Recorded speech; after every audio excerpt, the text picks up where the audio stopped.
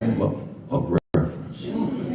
400 years later, it's time to do some assessing where we came from. While Alabama, Georgia, and South Carolina, and Mississippi take the hits, the real trade market for commerce and cotton was New York, the port of New York.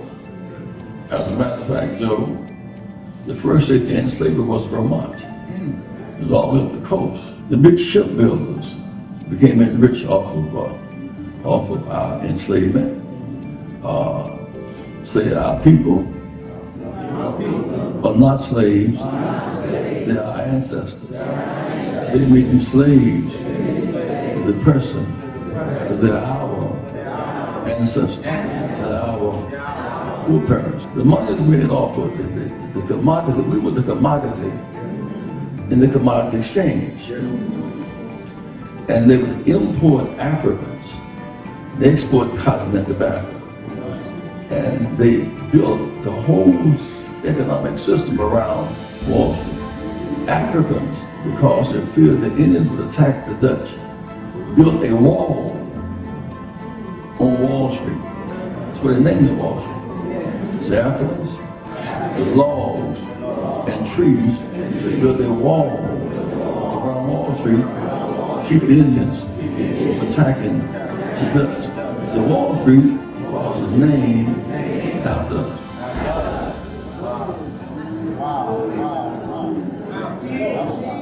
There's a burial ground on Wall Street, which we should all visit.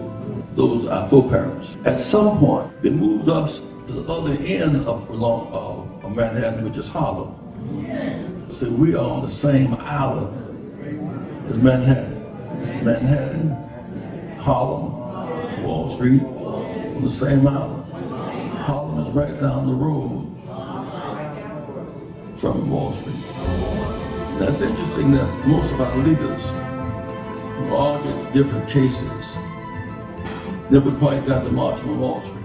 That was Reverend Jesse Jackson speaking at National Action Network's House of Justice in 2020, saying that we'd ignored dramatizing, putting the spotlight on the economic inequalities, the economic issues of this country by never having marched on Wall Street en masse.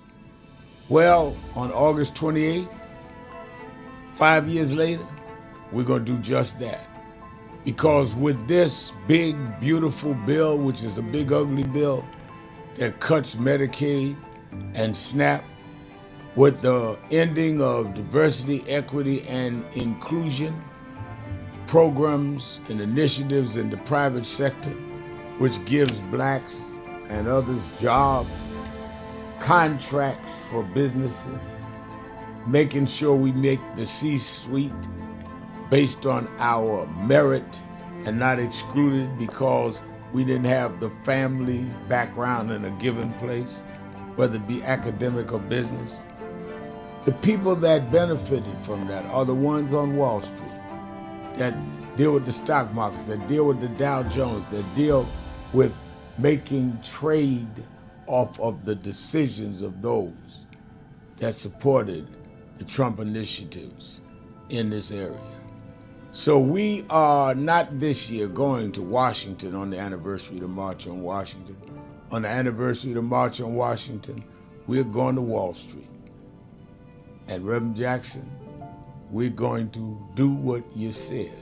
Thousands of us are going to non-violently but firmly come and say that the dream cannot be deferred by tax cuts for the rich and cutting those out that need food assistance, that need support with health care and other economic policies that have choked the middle class and the poor.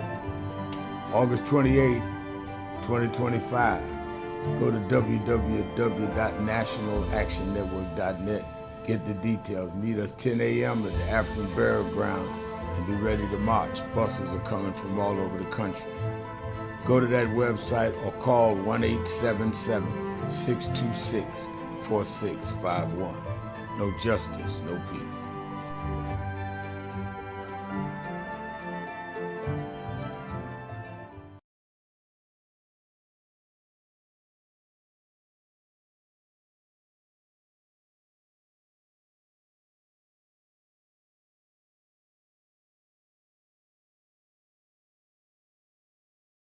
Avenue in the village of Harlem.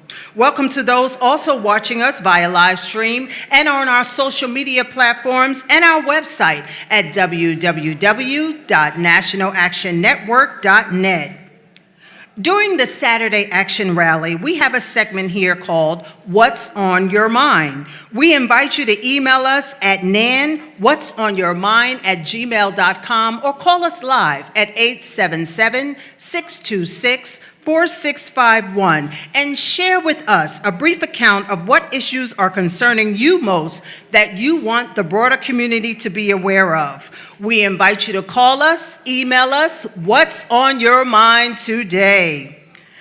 The NAN Youth Huddle will meet on Monday, August 18th here at the House of Justice Auditorium. Spread the word and get involved with the youngest and brightest dreamers of today and leaders of tomorrow. For more information on the Youth Huddle experience, you can call us at 877-626-4651 or email nanyouthhuddle@gmail.com.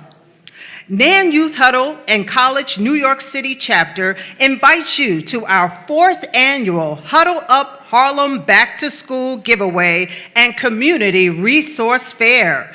Join us at the National Action Network House of Justice on Saturday, September 6th from 1 p.m. to 5 p.m. for our Huddle Up Harlem Back to School giveaway and community resource fair.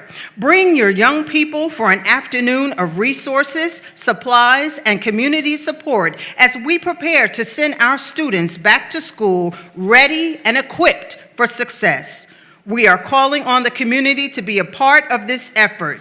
If you would like to donate, volunteer, or host a resource table, please call 1-877-626-4651 or email nanyouthhuddle@gmail.com. School supply donations can be dropped off at the House of Justice Monday through Saturday during business hours. Supplies and monetary donations will be accepted through Thursday, September 4th. Let's come together to support our children and make sure Harlem is ready for the school year ahead. Thank you to those who have already donated. Tune in to MSNBC's Politics Nation with Al Sharpton every Saturday and Sunday at 5 o'clock p.m. Eastern Time, live on MSNBC. Here are our announcements for today, Saturday, August the 16th. Time to march on Wall Street. Yes.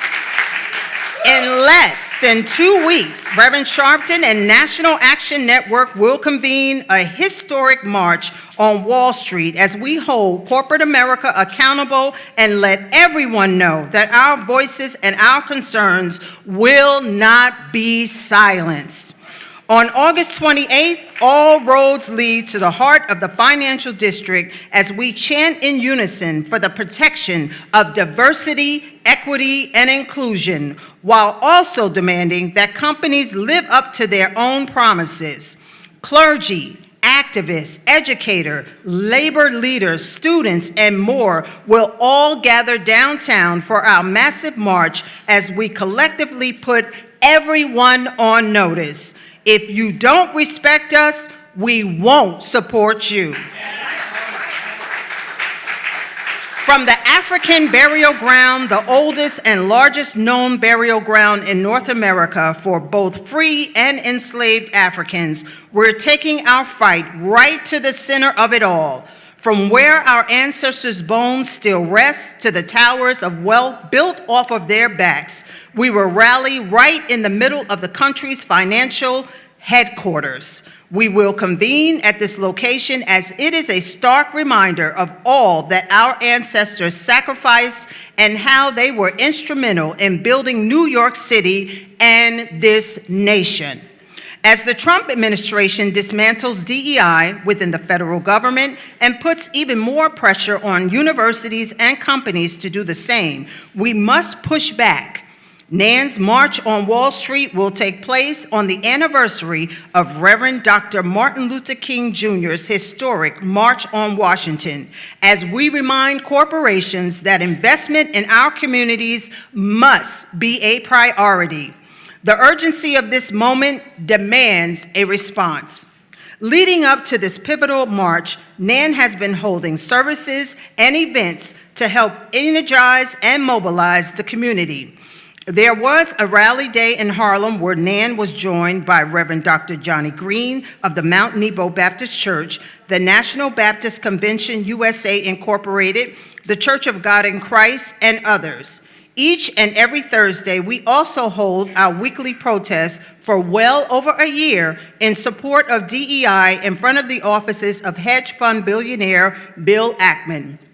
And on August 28th, it all culminates downtown with the March on Wall Street.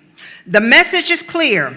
Our communities must be respected, and we will fight to preserve our rights, our history, and to secure our future.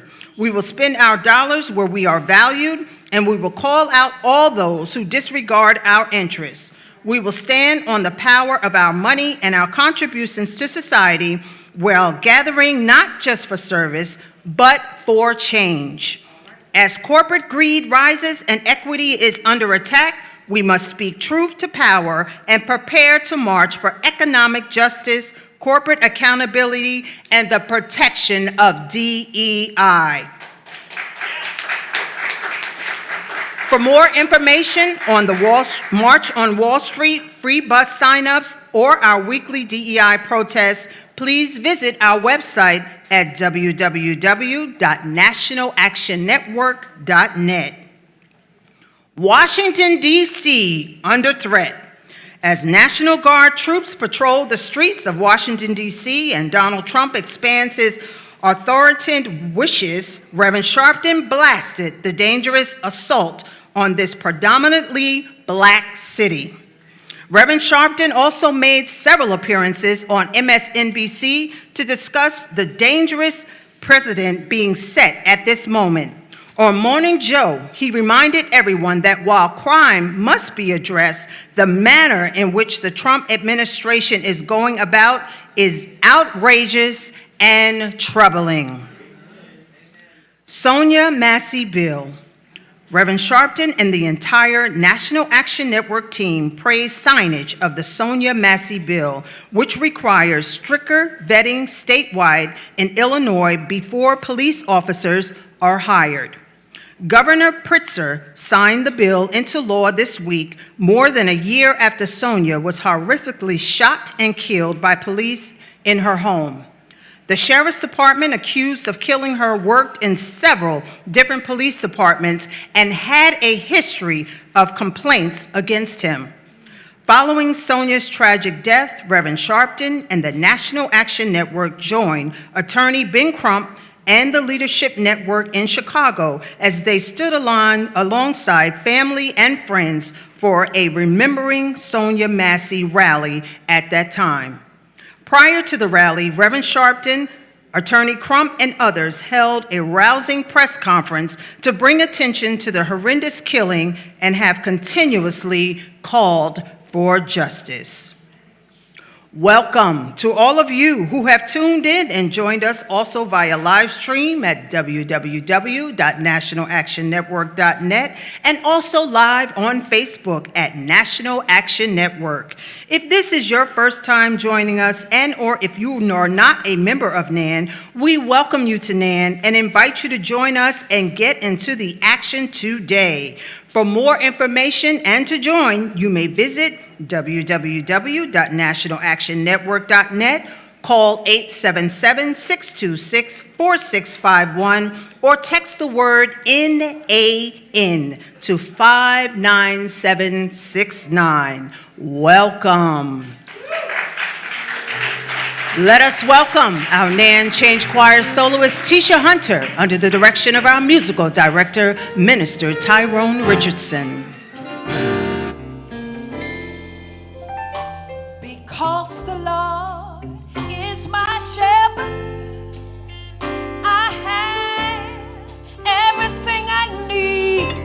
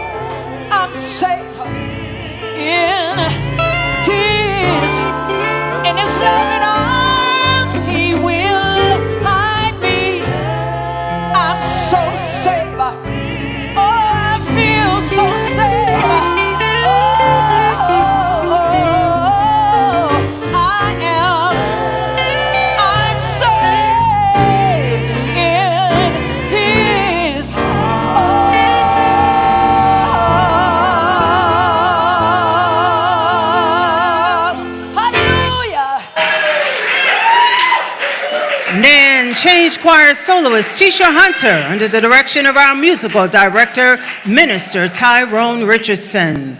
Well, it's Saturday, and we have a line formed here at the House of Justice Auditorium.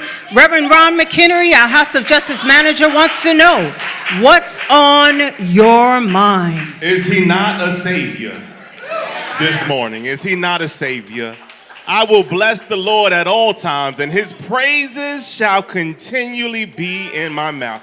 I thank you so much, host Crawford. We welcome you to another week's segment of What's on Your Mind, where you, the community, have the opportunity to share what you've been thinking. Oh, there's so much news, so much happening. You can always dial 877-626-4651, or you can go to nanwhatsonyourmind@gmail.com. Please step up, tell us your name, where you're from, and then briefly, what's on your mind? Good morning, Nan family. My name is Rodney Jones, the mayor of Queensbridge. What's on my mind is Wall Street, the history of Wall Street. Wall Street is a street in the financial district of Lower Manhattan, New York City. It runs 8 city blocks between Broadway in the west and South Street and the East River in the east, with a length of just under 2,000 feet. The term Wall Street has become a metonym for the financial markets of the United States as a whole. The American financial services industry, New York-based financial interests, or the financial district. Anchored by Wall Street, New York has been described as the world's principal fintech and financial center. The street was originally known in the Dutch as Het Singel, the Belt, when it was a part of New Amsterdam during the 17th century. An actual city with wall existed on the street from 1653 to 1699. During the 18th century, the location served as a slave market and securities trading site. From 1703 onward, the location of New York City Hall, which became Federal Hall in the early 19th century. Both residents and businesses occupied the area, but increasingly the latter predominated. The New York's financial industry became centered on Wall Street. During the 20th century, several early skyscrapers were built on Wall Street, including 40 Wall Street, once the world's tallest building. The Wall Street area is home to the New York Stock Exchange, the world's largest stock exchange by total market capitalization, as well as the Federal Reserve Bank of New York, and commercial bank and insurance companies. Several other stock and commodity exchanges have also been located in Lower Manhattan near Wall Street, including the New York Mercantile Exchange and other commodity futures exchanges, along with New York Stock Exchange American. No justice, no peace. We thank you so much for that news, Rodney Jones. In 2019, Reverend Jesse Jackson came to the House of Justice and said just that we were sold on Wall Street, that we built Wall Street to keep the Dutch and the English from being attacked by the Indians. We built the wealth of this country, and we made Cotton King, but all of that was done on Wall Street. So for the first time, on August 28th, we're going to march on Wall Street. We should have marched on Wall Street a long time ago, but we're going to do it now. And why? Reverend Sharpton says, because that's where the money is. All the policies that are happening are robbing the poor to give to the rich. We need to go to their doorstep and demand justice. Tell us your name, where you're from, and then briefly, what is on your mind? Good morning, everyone. My name is Ernest Waters, and I'm from the Bronx. We protest every week, but this is our time. This is our time to stand up and say what you did. Be a part of history. Be a part of life. Be a part of what's going on. We have 13 days left. 13 days for Wall Street. We got buses that are coming from every borough. So now, join us downtown where we march every week for DEI at 787 11th Avenue between 54th and 53rd Street. If you want to come out, okay? Walk the walk, talk the talk. Don't sit around doing nothing at all when you could get up and have a ball. Come on down and join us, as you can see, where we fight for you and me. We thank you so very much for that. Every Thursday, we're at 787 11th Avenue For the 85th week in a row, we will be outside of the building of billionaire hedge fund Bill Ackman, who was the architect against the fight to get rid of DEI programs. We want you to come out, and don't get confused. August 28th, we're not going to 787. We're going straight to Wall Street. It's a continuation. And so we want you to join up. And we're not asking for you to shed blood. We're not asking for you to give money. We're asking for you to just get on the bus and get into the fight. You can go by signing up at www.National Action Network, or if you're in the House of Justice today, there are sheets in the back where you can sign up with us. Please step up, tell us your name, where you're from, and then briefly, blessed are the brief. What's on your mind? Good morning, Nan. Giving honor to God, who's the head of my life, to our founding President, Reverend Al Sharpton, and to everyone in their respectable places. I'm Reverend Ramsey from Brooklyn, and I just wanted to share a brief word on today. Based on the songs that came forth on this morning, the Lord dropped this in my spirit to share with you today. Psalms 37, fret not thyself because of evildoers, neither be thou envious against the workers of iniquity, for they soon shall be cut down like the grass and wither as the green herb. Trust in the Lord. Trust in the Lord. Trust in the Lord and do good. So shall thou dwell in the land, and verily thou shalt be fed. Delight thyself also in the Lord, and he shall give thee the desires of their heart. I want to thank everybody that's been coming out to DEI at 787 from your co-chair. I want to thank you all for all your hard work and your labor that you have been doing. Know that your labor is not going to go unseen. God sees all things, and God is the rewarder of them that diligently seek him. Thank you all for that has been coming, those that have been going out at the Harlem Week that we had our assignment to do, and those that have came, those that could not even come. I just want to thank you. Keep up the good fight. We thank you so very much for that. Why do we protest every week? Because if you don't raise an issue, you can't solve an issue. So we're asking for you to come out with us every Thursday to raise the issues that continue to plague our community. Please step up, tell us your name, where you're from, and briefly, what's on your mind. My name is Anna Quenu from Queens. What's on my mind is the national election that's going to be held in November. I remember in the election in 2016, many blacks voted for Trump. In 2024, 2.5 million blacks voted for Trump, and millions more voted on the couch. So I'm very concerned about what's going to happen in November election. I look at the defenders on YouTube, and his quote was, when black men vote couch, white men pack courts. And that's what happens. Because when you don't vote, when you're going to vote on the couch or you vote for Trump, you're letting the mega people get elections. Trump elect judges that is not going to be in our best interest whatsoever. They're white supremacists, and they're not going to vote for us for our rights.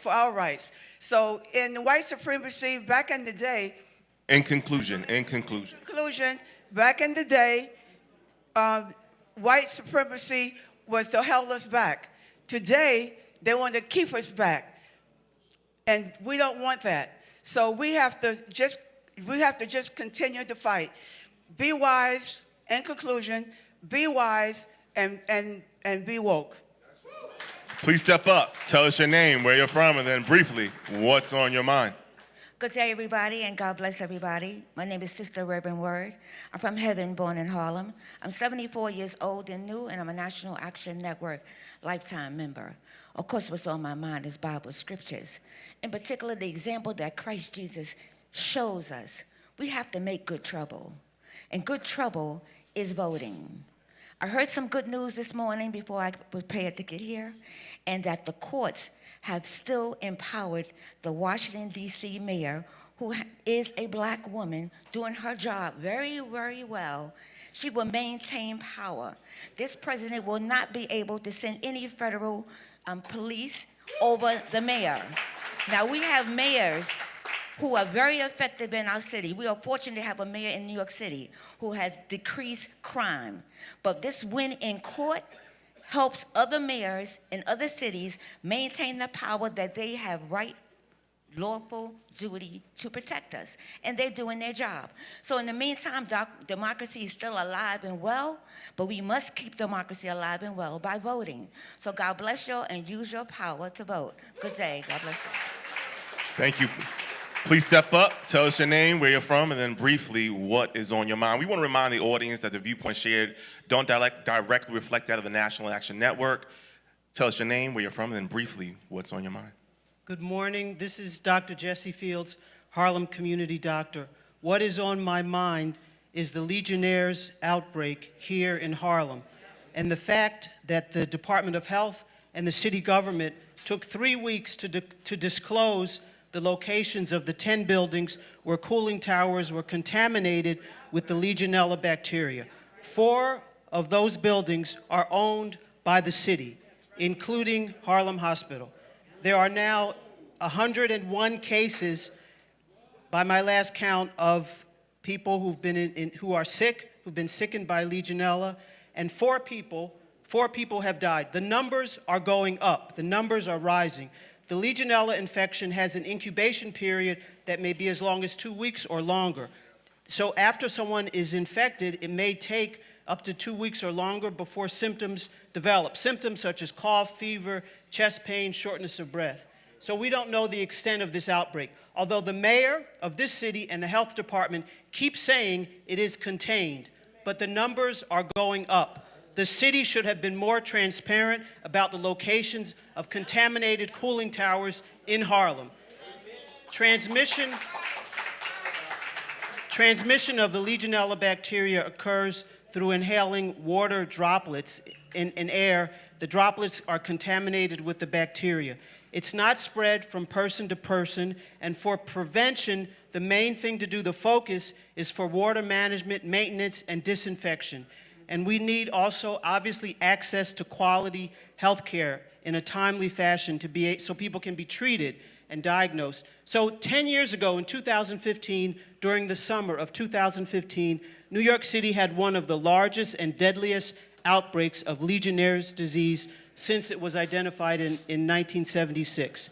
138 people in New York City, in the South Bronx primarily, were sickened, and 16 people died. And because of this outbreak, it was identified to be coming from a single cooling tower in the South Bronx that was contaminated.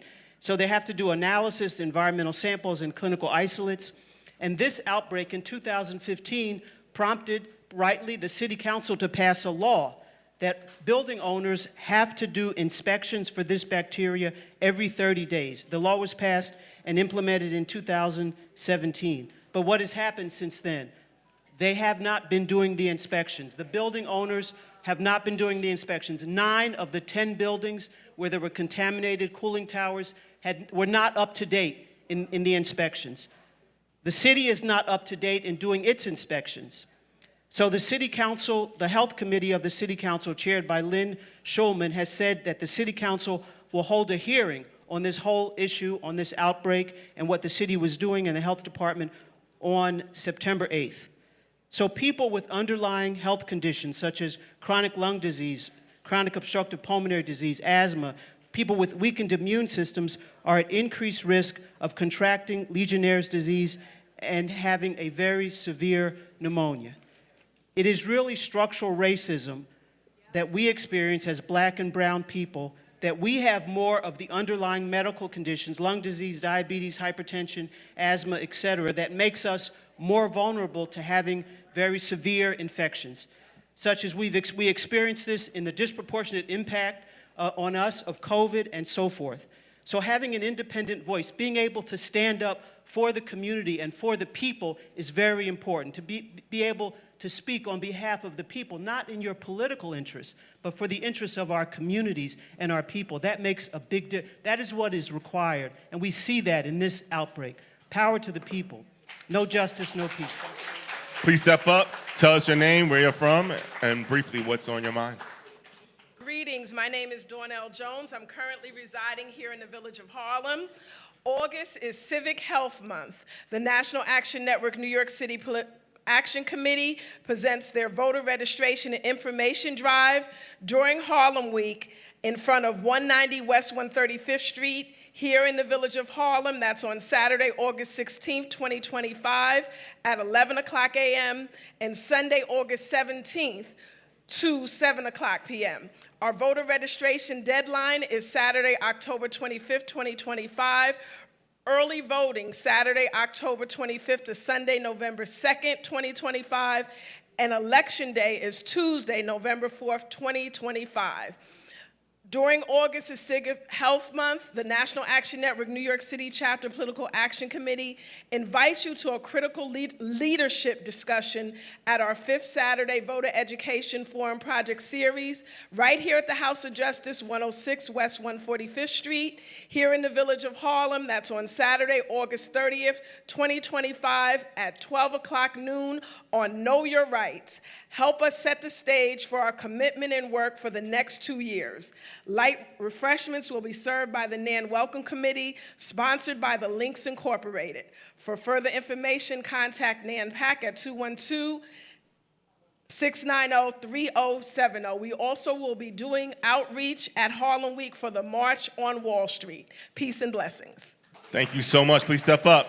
Tell us your name, where you're from, and then briefly, what's on your mind? Okay, my name is Tony. Uh-oh, they know me. What's on my mind is con artists. The reason why they call con artists is because it's a short term for convincing artists. They're great at convincing people because they can figure out how you're thinking and say exactly what they need to say to get you to do what they want you to do. That's what's happening with our politics, because they're talking to us in terms of transactions, but they're not telling us that they're talking to us about transactions, so they're getting everything that they want. Daggone it. So the point I'm trying to make is this. We need to learn how to speak in ways that make it easy for them to say yes to us and hard to say no to us. We need to learn how to understand their thinking because, as a quote I learned a long time ago, a man convinced against his will is of the same opinion still. So until we learn how to be convincing, persuasive, enrolling, inspiring, we're going to keep struggling. So that's what Tony, you're not going to tell them to stop lying to us? You're not going to tell them to stop with these policies against us? No, that's what I want us to be able to do to them, all of us. Well, they need to stop lying, doing what they're doing. We thank you so much for your comments. Please step up, tell us your name, where you're from, and then briefly, what is on your mind? All right, good morning, NAM family. So thank you, Dr. Fields. I was definitely going to be touching on that. Just wanted to expand on, the fact that the places where, Legionella can actually grow. Cooling towers, showers, hot tubs, plumbing systems. Some of New York's, plumbing systems are or the pipes are more than 100 years old. There was a case in Times Square where there was some piping systems that were 127 years old. On average, the pipe systems across New York City are 84 years old. So Legionella grows in old piping systems. And so if they're not maintained, then we may have cases like that, especially in heat. Also, I wanted to talk about, she touched on the hospitals, but hotels, so usually happens in more complex areas. They're also founded in Whole Foods. And then what we can do to build our immune system, definitely sleep well, right? Because, you have to be able to combat this. It's not just taking medicine, we have to use preventative measures. So staying hydrated, eating nutrient-rich foods like vitamin C, vitamin D, zinc, and beans, nuts, whole grains, and then probiotics. Quit smoking, and exercise moderately, and also manage stress, because we have to, again, be using preventative measures so that we're not, or if we come into contact with these cooling towers and our immune system is built and it's strong enough to actually sort of block and not get sick from what's happening in Harlem. All right, thank you. Thank you. Please step up. Tell us your name, where you're from, what's on your mind. Herman from the Bronx. Those who forget the lessons of the past are doomed to repeat mistakes in the future. The concept for the March for Washington, D.C. in 1960 came from A. Phil Randolph, who in 1940 threatened Franklin Delano Roosevelt because the government money was going to defense contractors that were refusing to hire black folks. And bingo, today that same mess is being played out today under DEI. These companies are getting all this money from the government, but yet they refuse to invest it in resources and hiring black folks. The war is still going on. And keep in mind, FDR did not desegregate the United States military. It was Harry S. Truman in 1948. We are in a war. We thank you so much. The check that they have wrote to us has bounced. So come with us and march on Wall Street. Again, if you have not signed up in the House of Justice to get on the bus, please do so. If you're watching us on our various social media platforms, please sign up at www.nationalactionnetwork.net and join us in the fight on the March on Wall Street. Tell us your name, where you're from, and then briefly, what is on your mind?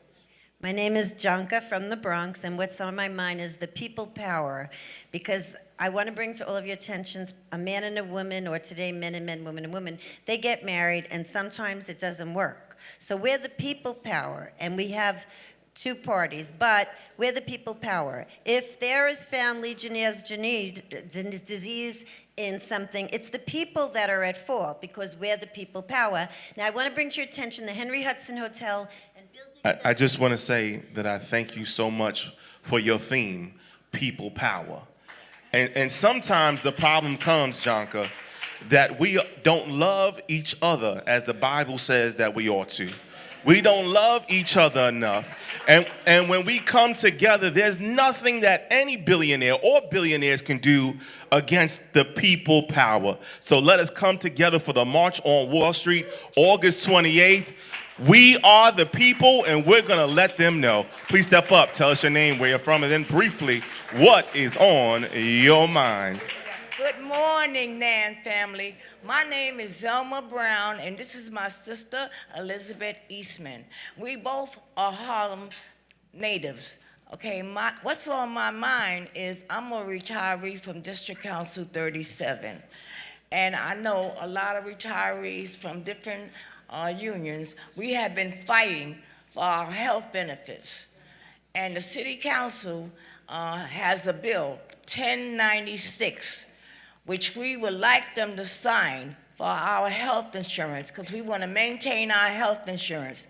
Being that the government wants to get rid of our Medicare, we as citizens have the right for our Medicare, because we work for it, we paid into it, and we deserve our health benefits. So please, write or call to your city councilman to tell them to sign the bill 1096 for all city retirees and all other retirees of New York City. Thank you so much. And here's why it's important. 1096 helps preserve retirees' freedom of choice. If 1096 does not pass, the mayor wants to put retirees into a Medicare Advantage program and take away their choice. 1096 also promotes financial security and avoids high out-of-pocket costs. It honors legal commitments that the city made many, many years ago. People signed up to work for the city because of the health benefits. They were not going to get a lot of money, but they knew they'd be taken care of in retirement. This is being stripped.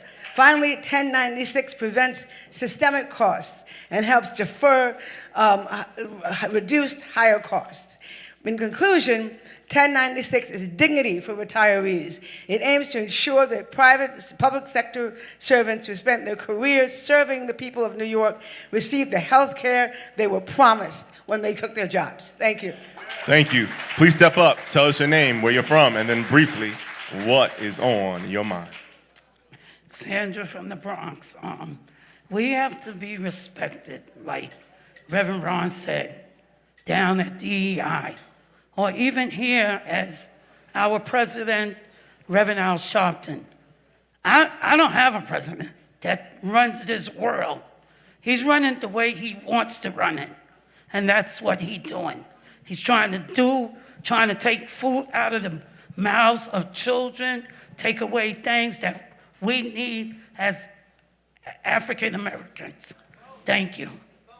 Thank you. So what she is saying is often at the DEI protest, we echo the affirmation that Reverend Jesse Jackson would always say, and we always say, I am somebody.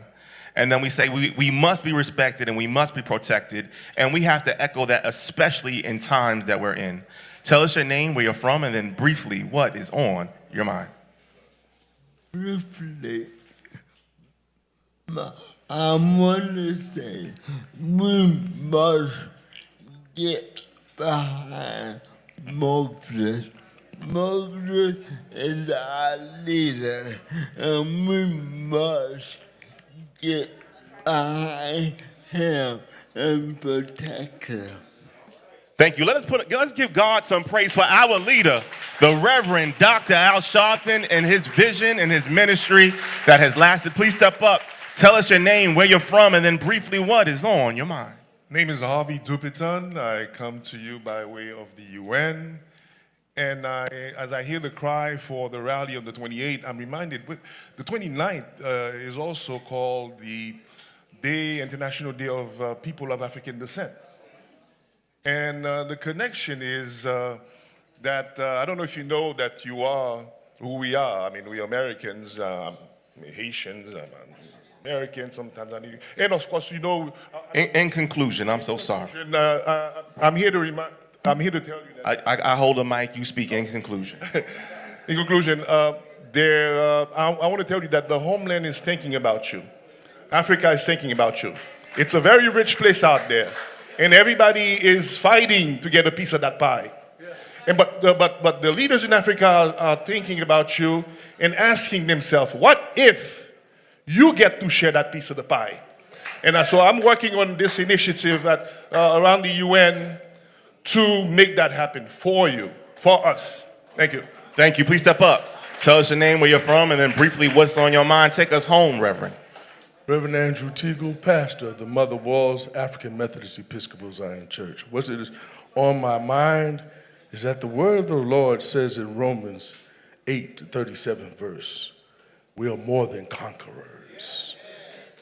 Though we go through trials, testings, the threat of death, domination, and destruction, no, it will not conquer us, because we fight through struggle.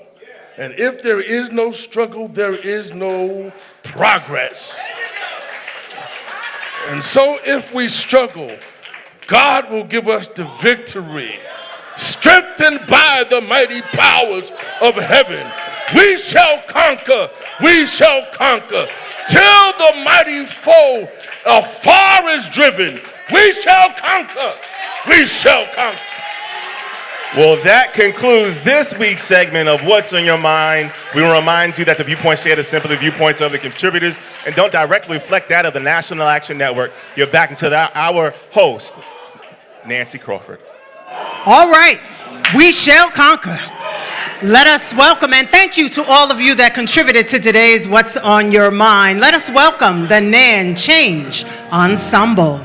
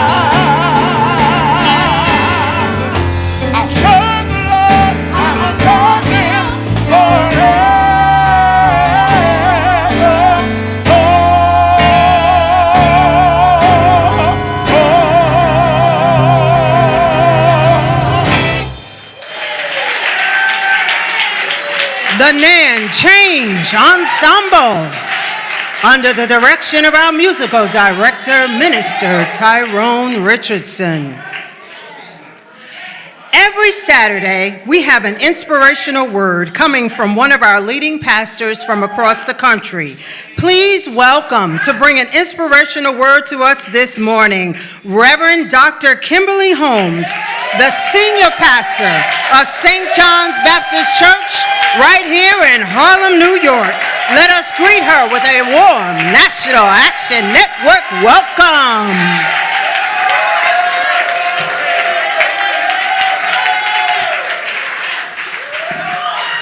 God bless you. God bless you. Let us look to the Lord in prayer. Eternal and most righteous God, we just say thank you. Help us, God, to be active and to be available and to respond with pitbull tenacity. Now hide this your servant behind the cross of Calvary, O God, so that all the glory and accolades might be thine. Circumcise my mouth so that I can speak only your word. Circumcise the hearts and ears of the listeners so that they may be edified through your gospel. And it's in the mighty name of Christ that we say, amen. I give honor to God, who is the author and finisher of my faith, to my beloved son Madison, in who I am well pleased, to Reverend Dr. Al Sharpton, the president and founder of NAN, to Dr. W. Franklin Richardson, our chairman of the board, to St. John's Baptist Church family, please stand, God bless you. To St. Luke Baptist Church, please stand, God bless you. To all those worshiping with us live stream, and to everybody who's somebody in the body of Christ, God bless you. Our scripture for this morning comes from Isaiah chapter 6, verse 8, and the word says this: I heard a voice of the Lord saying, whom shall I send, and who will go for us? And then I said, here I am, send me. Send me. My inspirational message on this morning is, I am the one. I am the one. Richard Harwood is president and founder of the Harwood Institute. And I read an article that he wrote, and it says, a personal note to America in troubled times. And in it, Harwood is quoted as saying, but here's the deal. We're all suffering these days. There's so much division and hatred in our land. And right now, my chief concern is this: how do any of us maintain a sense of hope during this time? Harwood said that the United States is currently facing a range of significant challenges. The issues are contributing to widespread stress and anxiety among Americans. And in echoing Harwood's sentiments, I began to think about what's going on right here in Harlem, in the Boogie Down, in Brooklyn, and all of the boroughs. And when I began to think about it, the issues are widespread and they contribute to stress and anxiety right in our own backyard. We have socioeconomic challenges with affordable housing and gentrification, and even with rent stabilization, somebody ought to be saying, it's still hard out here, Pastor. And income disparities, our income goes down, but our bills go up. And economic opportunities, sometimes we see buildings going up, but we don't see it for us. And in addition to socioeconomic challenges, beloved, we're facing community challenges with public safety and mental health crisis and access to essential services. Friends of God who are listening right now, let me just say this. In addressing these challenges, it will require work from all of us because we're better together. So how do we begin to address these issues? Place your hand on your heart this morning and say, I am the one. Isaiah 6 and 8 is a powerful declaration of being available to God and being willing to serve. But here's my question on this morning. What happened to us? There used to be a time when we would pound the street, we would be here and there and everywhere addressing issues like public safety and mental health crisis and a lack of affordable health care for us. But we sat back like rocks with eyes and we have said nothing. Ask your neighbor, what happened to us?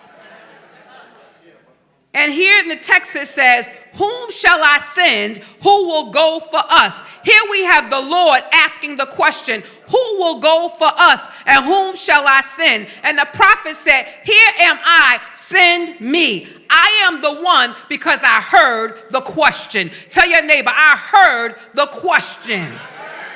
God, Almighty God, the Lord of Lords and the King of Kings dares to ask the question, who will go for us? We have immigrants asking that question, who will go for us? We got babies asking the question, who will go for us? We got people in jail asking the question, who will go for us? Tilt your head back and say, you got the right one right now. I will go. Here I am, Lord, send me. Send me. Can the Lord use you, or you are the one? You are the one, and God will equip who he sends. I may not have all the degrees like you got, but I heard the question. I may not be able to do the same things you can do, but I heard the question. I may not have the money that you have, but I heard the question. And because I heard the question, God has equipped me, and I'm not going to let you silence me. And if you try to tell me to be quiet, I'm going to scream all the more louder because I'm equipped. I fit. God called me, and I answered the question. My question to you is, will you answer the question? The Lord said, who will go for us? And if you said you'll go, you're on assignment. Tell your neighbor, you're on assignment. And here's the thing, you have to be in alignment with your assignment. Tell your neighbor, you got to be in alignment with your assignment. So if you're not a singer, don't get up here and try to sing. If your assignment is to give out programs, give out programs. If your assignment is to do the sound, do the sound. Stick to your assignment. Because when you're not in alignment with your assignment, you have what we call mess. And mess is the meaningless engagement in simplistic silliness. When you're not in alignment with your assignment, you have drama, and drama is demons raging and manufacturing anxiety. Stick to your assignment. Tell your neighbor, stick to your assignment. I am the one because I heard the question. Finally, I am the one because the Lord sent me. Tell your neighbor, the Lord sent me. Isaiah said, here am I, send me. Isaiah had a heart for service. Where's your heart for service? Are you willing? Can the Lord use you? Because if you said, Lord, here am I, send me, go where the Lord told you to go. Don't go someplace and say, I'm here. If the Lord didn't tell you to go there, sit on down. But if the Lord said go, you go. And you stand right there because you're on assignment. So you have your AARP card. You're active, you're available, you're responding, and you're moving with pit bull tenacity. You're on assignment because you're active, you're available, and you're moving with pit bull tenacity. Amen. Pastor Holmes, thank you for that powerful word. We now welcome the Nan Change Choir under the direction of our musical director, Minister Tyrone Richardson.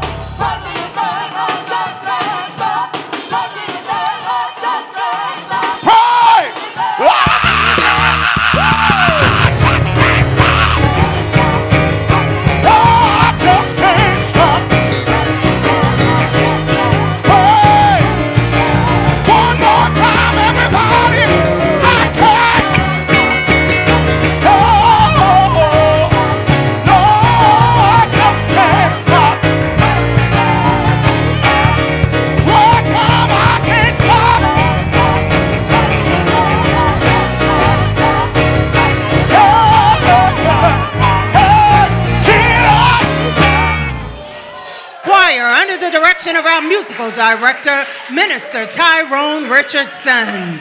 Good morning, good morning, good morning.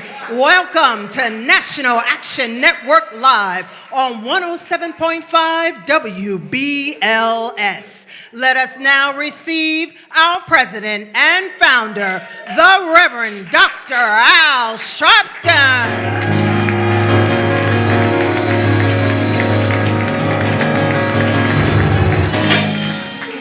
No justice. No justice. No justice. No justice. What do we want? What do we want? What do we want? When do we want it? When do we want it? When do we want it? When do we want it? Shake hands with the person next to you. Tell them you love them.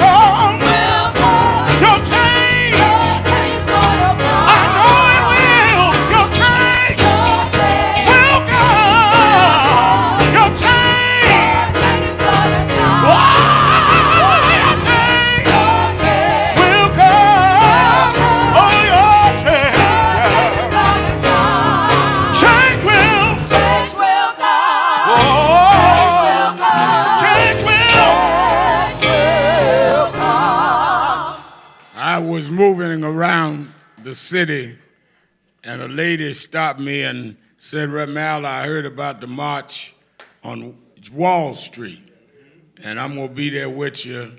And she says, I'm in my late 80s. I can't walk but so far, but I'm going to be there. And I said, well, you come as long as you can. She said, yeah, because I want us to keep fighting. She said, I know that it looks dim sometimes. And I know it looks like this present president's going to roll back everything we fought for. She said, but I'm, like I said, in my late 80s, and I come out of Mississippi. And she said, I lived through when we had to ride to the back of the bus. I went through when we couldn't vote. I remember when they arrested a man for looking at a mannequin in the department store window because you couldn't look at a white mannequin. She said, but we went all the way to electing a black president. So don't y'all give up. Don't y'all give out. Keep on marching, and your change will come. Your change will come. Your change. Don't you give up. Your change. I know it will. Your change. Change will. Change will come. Change will come. Change will come.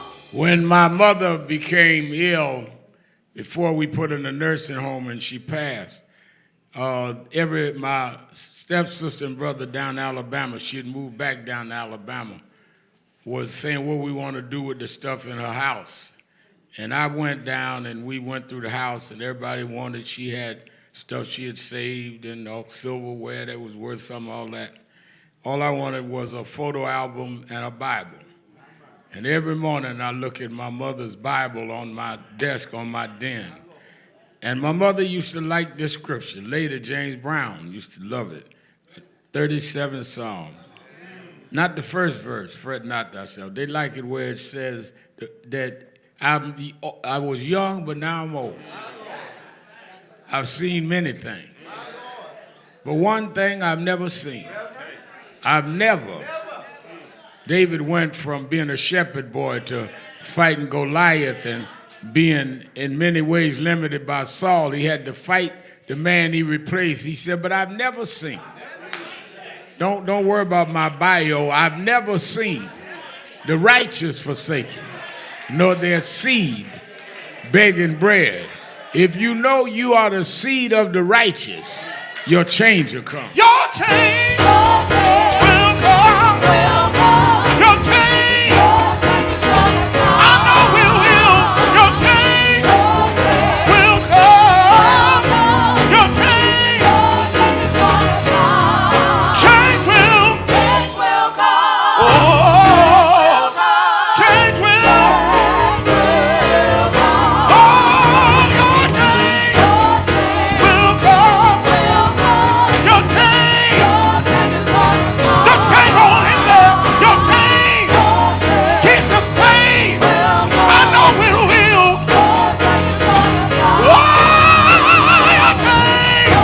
Your change will come. Your change. Change will. Change will come.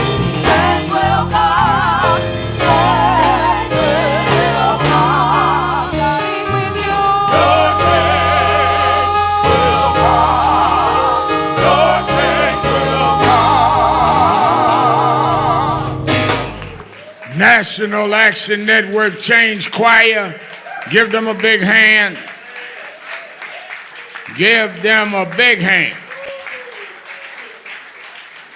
Certainly we're happy to be with you another Saturday morning for the Saturday Action Rally. For you that are listening live on WBLS 107.5 FM in New York, for you that are watching us on Impact Television all over the country and other parts of the world, and you that are watching us on nationalactionnetwork.net, our live stream, we're happy to be with you another Saturday morning to give our report on where the action is. Give a hand to our presider, Sister Nancy Darlene Crawford. Our Minister of Music, Minister Tyrone Richardson. Give Chris and the band some. And certainly we enjoyed Reverend Dr. Kimberly Holmes. Come on, give her a hand. She gave a timely message. And many of us need that self-assurance that you are, whatever you are, you got some role that you could play. And, you know, God gave everybody a gift. I don't have your gift, you don't have mine. But if you exercise what she preached, that I am with my gift, can't nobody do you better than you. But you got to make up your mind who you are. Like she said, if you can sing in the choir, good. If you usher, good. If you can't do neither, Tony, stand up. Some folk just... Some folks just keep the seats warm, but it's all right. You got to roll. You got to roll. Let me, before I get to announcement, let me acknowledge the one of our original members in our Los Angeles chapter of National Action Network, who had now just last week or two was reelected, now the vice president of the chapter. Brother Tony Wafer is in the house. Where's Tony? You way back there. Come on up here. Come up here. Sit next to Ashley. Tony Wafer. Now you know you can't see from all the way back there.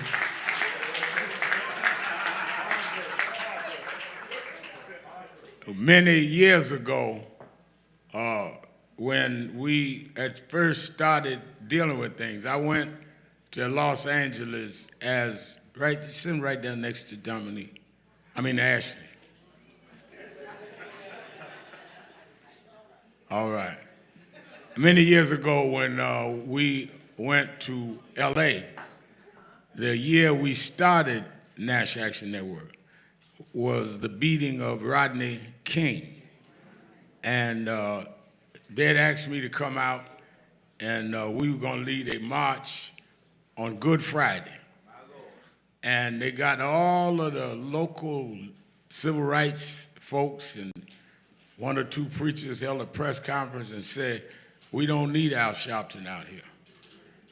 And I said, well, if y'all having a march, y'all have it. If you don't, I'm coming. And two people that stood up for us and with me, and Dr. Falani went with me, was Tony Wafer and a woman running for Congress named Maxine Waters.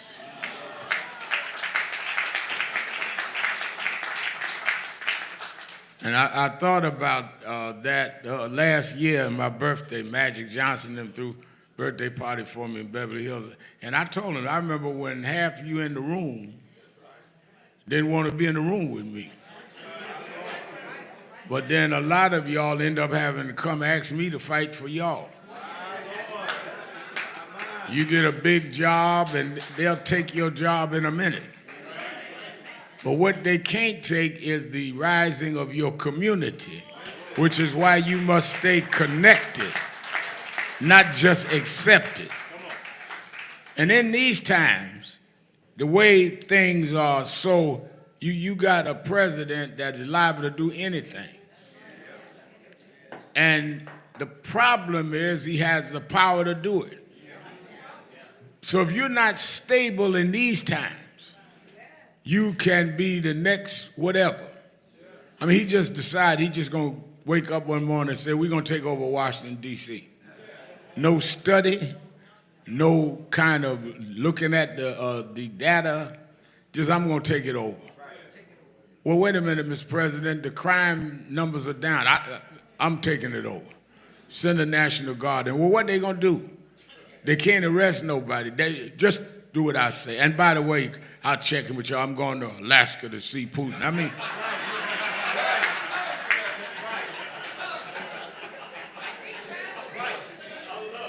what you gonna do with Putin? We need this war stopped in one day.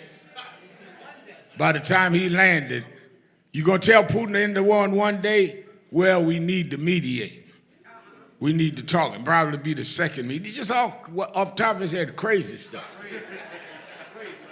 And a lot of folk going for it, but don't forget, he has the power to do a lot of it, which is why a lot of y'all that were sitting up talking about Kamala this and Kamala that, you elected Donald Trump.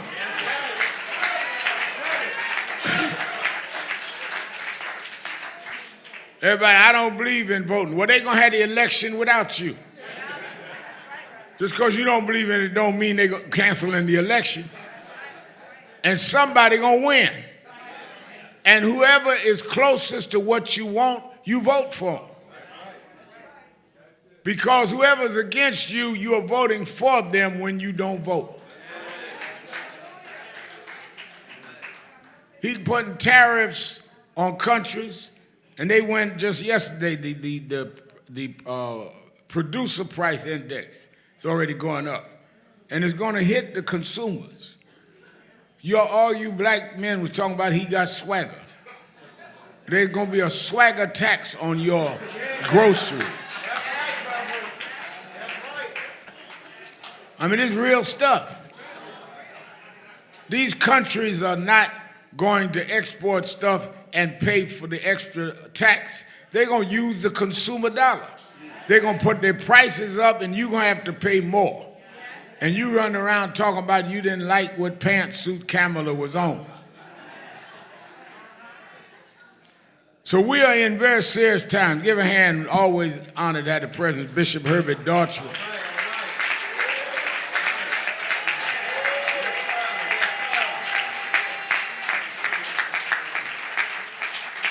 One of the real pioneers in the struggle. One of the things that people forget is that the civil rights movement, in one case, was a Southern movement.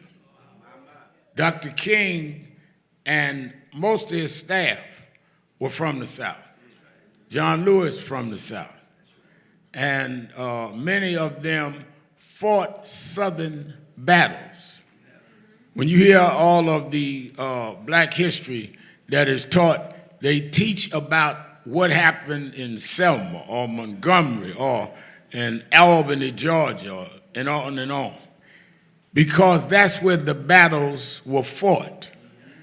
It took a different type of discipline and a different focus to fight the battles in the North.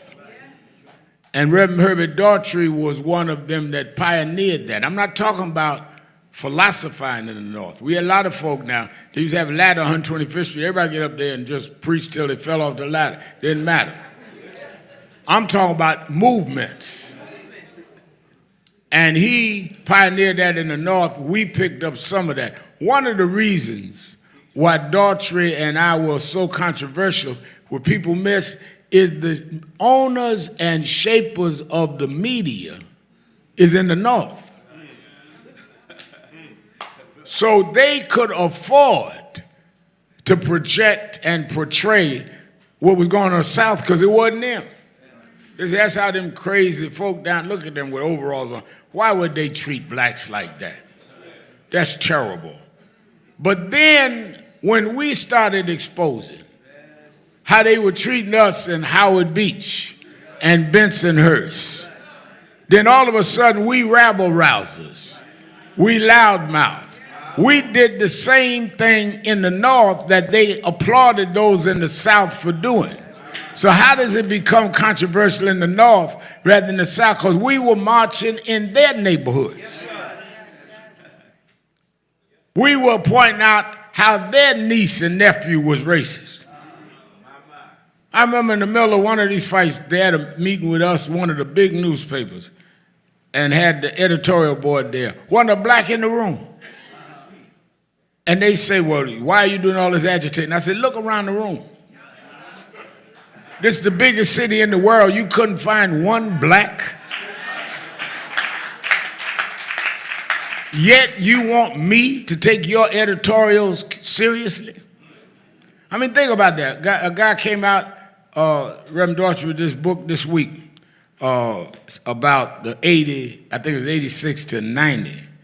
And he said that the four people he wanted to focus on was Donald Trump, Rudy Giuliani, Ed Koch, and Al Sharpton, our good and our bad. And I haven't read the whole book yet, but the interesting part to me is when they ask about our controversies, they are not talking in an even field. I want some of y'all to get this before I get into my statement today. One of the things they want, Reverend Bird, is to act like we provoked people to throw watermelons at us. We marched out in Howard Beach, Bensonhurst, Sharpton, and then provoked people. Well, first of all, I didn't go out there the night before and pass out watermelons.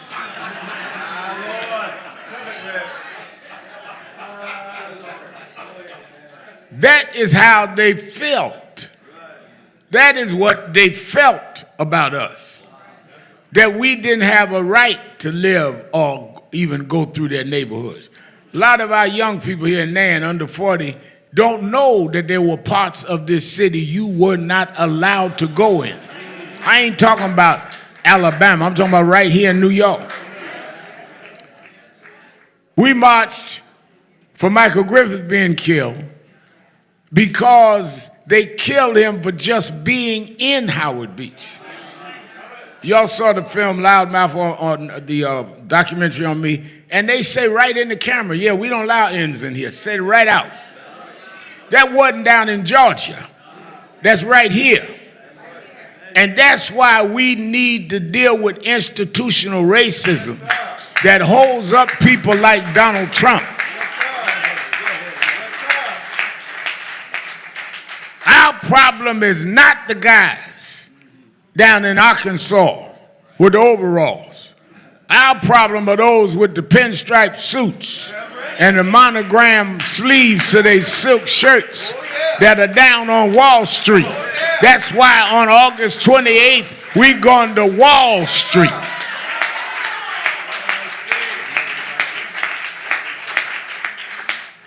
That's where it is. They are the ones that are going to get the tax cuts that Trump just put back in. They're the ones that are financing the right to come after DEI and other things. Don't you understand? In 7 months, Trump has stopped DEI, diversity, equity, and inclusion, and some of y'all's jobs is based on that. In 7 months, they've gone after voting rights, where they're now stacking in Texas 5 districts that will go Republican. I'm going to have one of the legislators that left Texas so they wouldn't have a quorum. I'm going to have on my show tonight, 5 o'clock, MSNBC. Spike Lee's going to be on as well. And tomorrow, the same cycle, but different guests. And one of the things I try to do is educate people with the TV show and what we do with our chapters, is that we need to understand that racism was not contained in the South. Every 5 years, we would go to Washington, Reverend Holmes and Martin Luther King III and I would lead the memorial, and we'd say this is not to remember what happened, it's the state of the dream. We decided this year, about 3 months ago, and I announced it about 2 months ago, that we're going to Wall Street.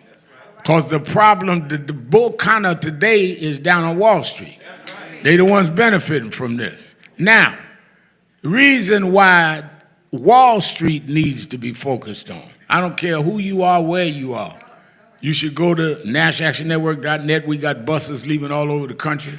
If you can organize one, call us, we'll get you a bus. The reason why is they need to focus on where we need to look at where the economic spoils are going and the ones that are benefiting by it and the ones that are trading every day off of this to make money. So Trump will announce something and the stock go up. He'll block a merger. Hear me now. Company A gonna merge with Company B. He said, yeah, well, you can't have DEI. If you take DEI out, we'll approve the merger. If you keep DEI in, we're not gonna have the merger. That's happening on Wall Street. Not one of them that sat in that Oval Office fought back. There are some companies that said we're gonna keep DEI.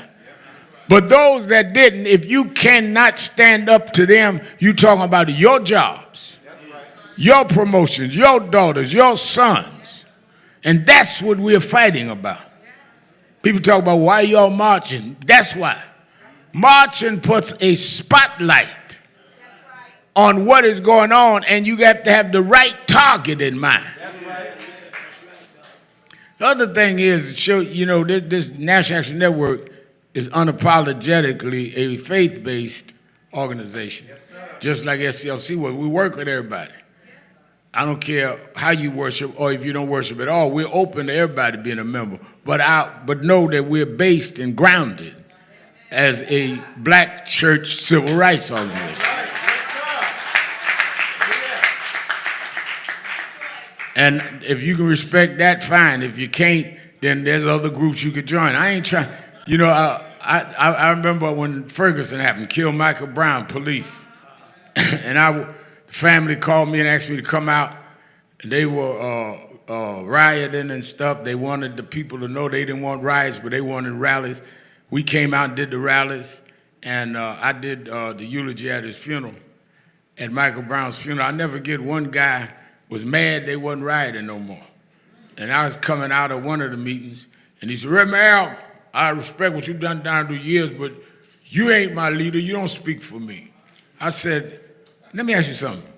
Are you busy tomorrow morning at 10 o'clock? He said, what you mean? I said, are you busy tomorrow, 10 o'clock? He said, why? I said, I want you to meet me.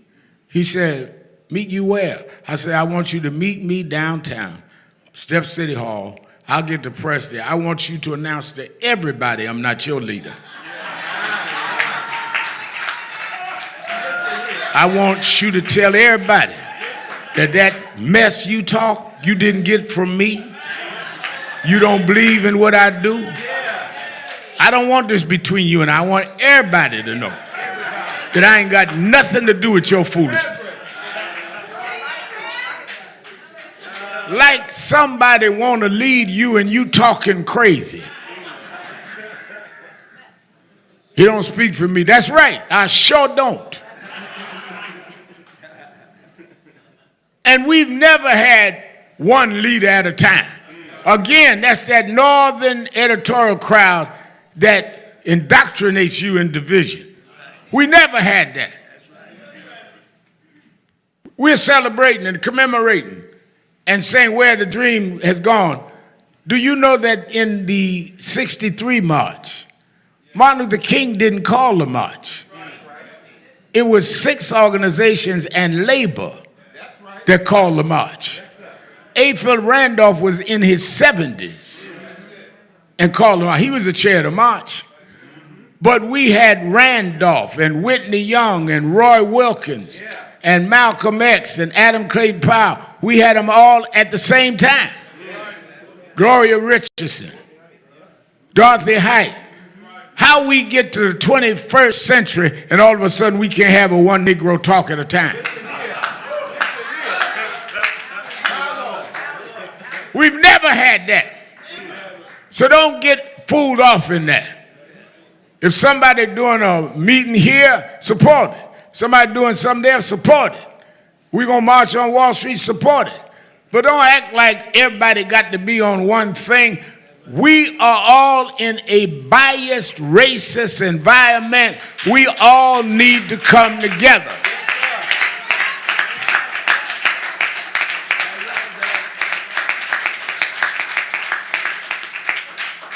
And we open the doors for everybody else. First of all, I'm going to repeat this again. I said last week.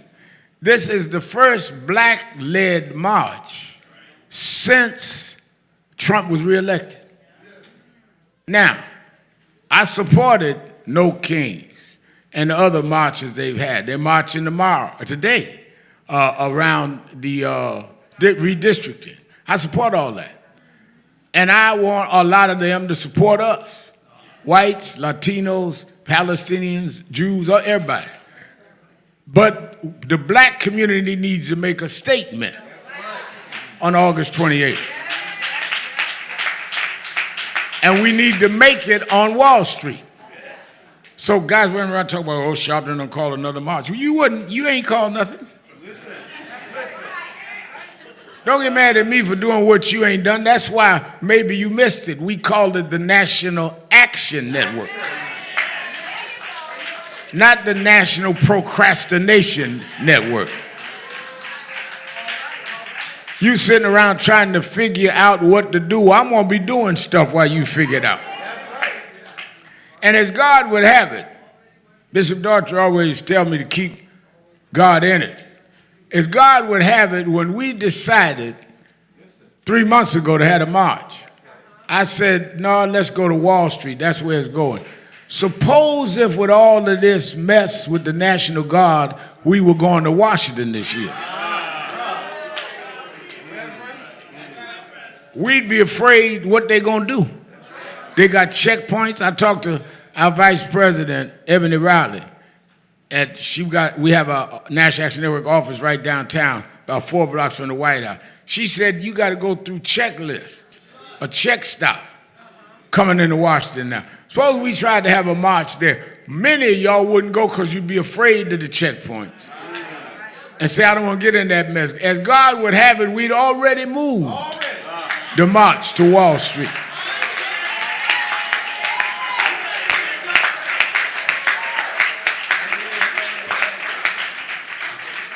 So everything is aligned. When you do what God puts on your heart, He will line it up.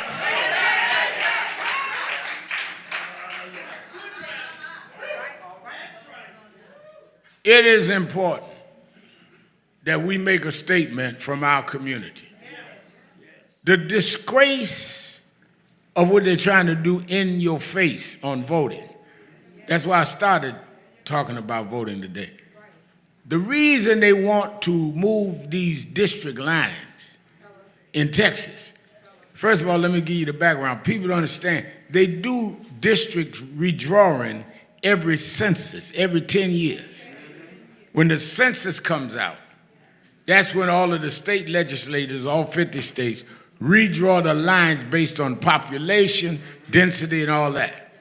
It is unprecedented to be redrawing lines in the halfway point of the decade. They're not supposed to, they did the census in 2020, next is in 2030. So how you gonna redraw the lines in 2025? Unless you are doing something to manipulate what party can control the House of Representatives. In the same spirit, they're going to the Smithsonian museums saying we're taking out any exhibits that doesn't reflect the vision of President Donald Trump. I ain't making this up. They're doing this, including the Smithsonian Museum on African American History and Culture. They called me the other day, said, you know they're going to send your stuff back. They had 2 or 3 pictures of me up there. I said, I got room. We getting ready to move in a bigger place. They can send me mine. So you're going to only have the history that Trump agrees with. You're going to ban books in Florida.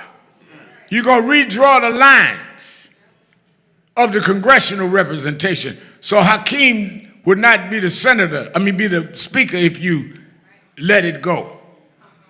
You're going to end DEI, diversity, equity, and inclusion in the private sector and on college campuses. And we ain't going to say nothing. You're going to do all of that, everything our forefathers fought for and gave us. Like this 80-something-year-old woman that stopped me. They bled for this. Some died for this. They gave up their reputations in their towns. They were marching in southern towns that everybody in town knew them. And they stood up anyhow. And because they stood up, we got the Civil Rights Act. We got the Voting Rights Act. Nobody asked you to just do something new. Just hold what we had. And you too lazy and trifling and backward to stand up for what somebody died to give you.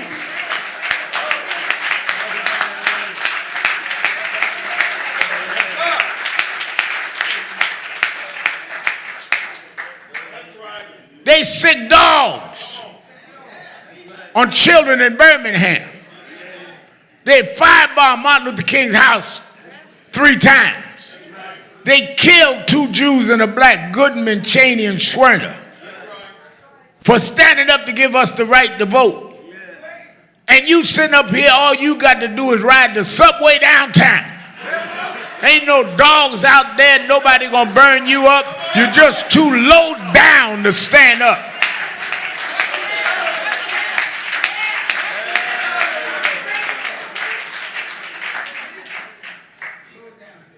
We are faced with the challenge of history.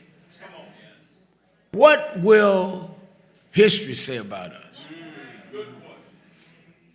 What will your grandchildren say?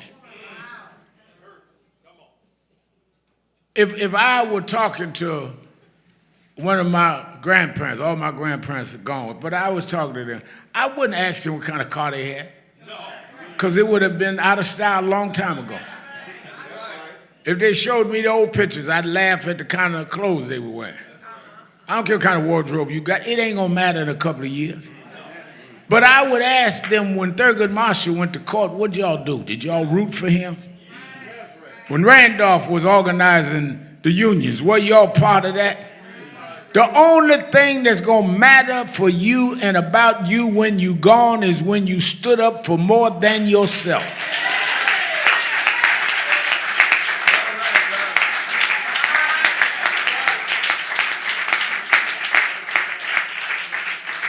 Right now, I have one grandchild, 6 years old, Marcus Al. Think he's 60, but he's 6.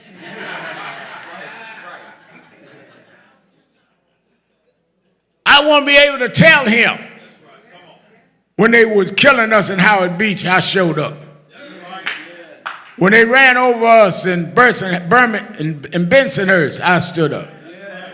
But 30 years later, when I had my own TV show and radio and they invited me to the White House, when they killed George Floyd, I still showed up.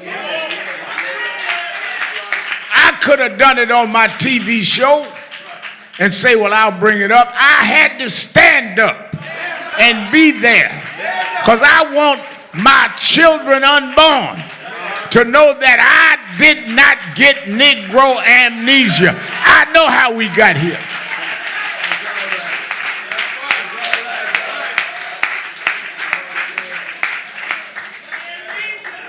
And that's why I'm challenging y'all to stand up right now.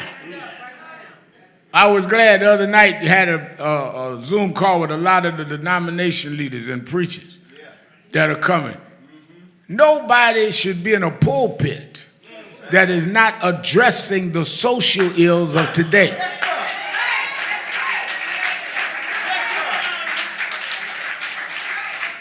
Nobody. How you gonna preach about Egyptian bondage and not talk about what they're trying to do right now? How are you an expert on what God did, like something happened to what God can do right now? The same God that took the Israelites and opened up the Red Sea, I don't know what's gonna happen on Wall Street, but I know there is a God. And if we stand up, God will make a way somehow.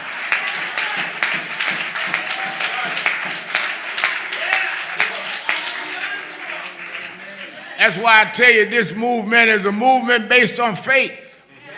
I tell you every week there's a difference between faith and hope. You need both, but there's a difference. Evangelist Ramsey, hope is a feeling. Hope is I hope everything work out. Hope is I'm going to make this move and I hope it works out. That's hope. We need that. But my mother told me when I was a little boy preaching, she said, you got 2 gears in your transmission. You know how you got gears in the car.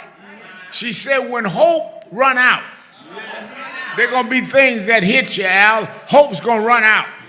You're going to have trials and tribulations that you can't see your way through. Hope will run out. You're going to have some of your friends deceive you. Hope will run out. That's when you grab the gear and go to faith.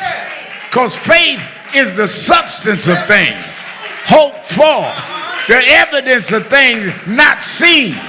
We come this far by faith.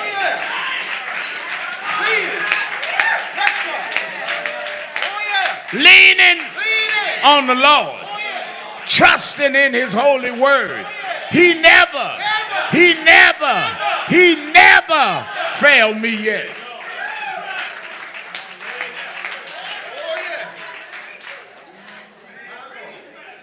You're too caught up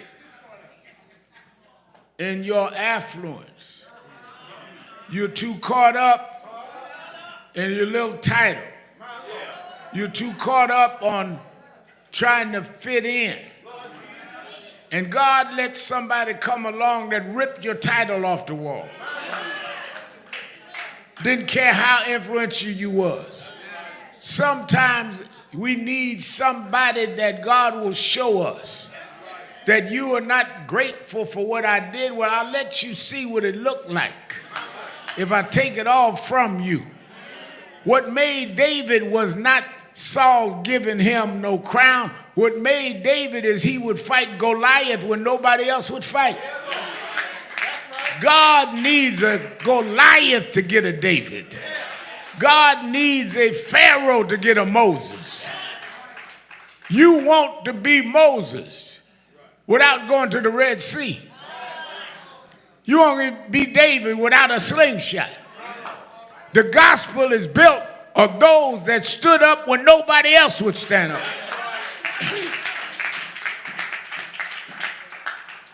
Well, we need a strategy. Let's have a strategy on the way to the march.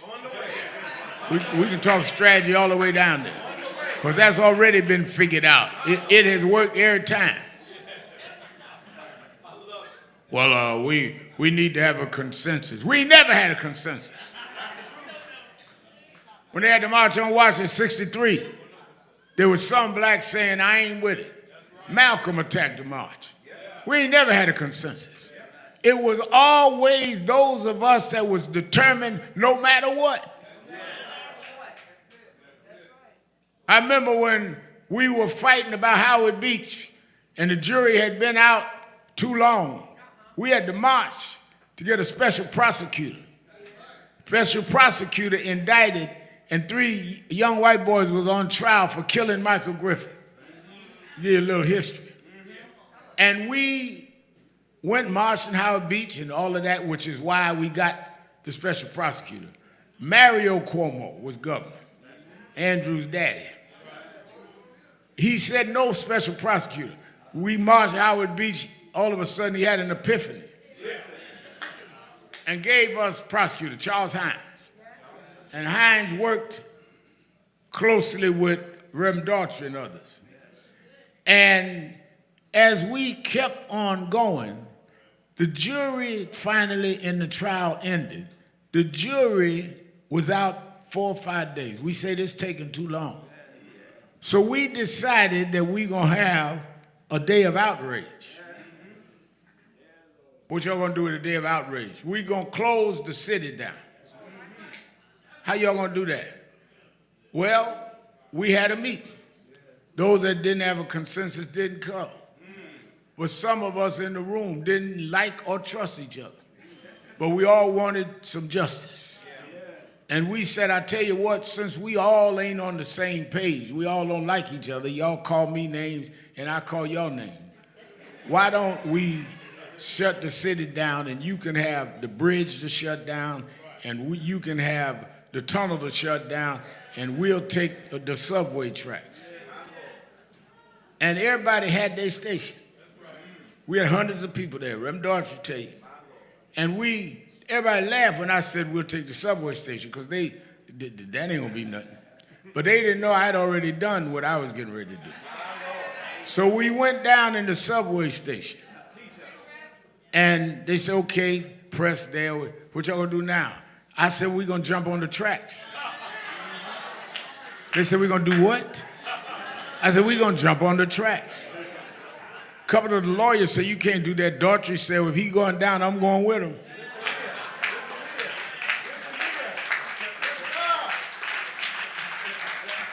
And Ben Chavis, a couple of them said, I'm going with him.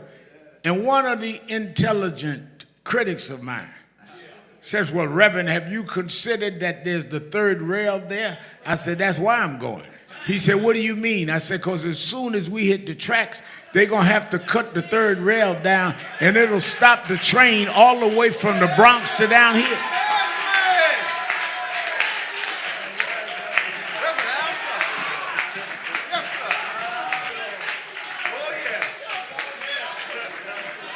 I knew what we were doing. Just like when we hit Wall Street. We don't need no violence. We don't need no nasty talk. Just having hundreds of bodies there. They're going to say to Trump, we don't need this kind of heat. We don't need this kind of attention. We're going to take the spotlight from D.C. to Wall Street. Y'all are making money off this. We are coming to y'all.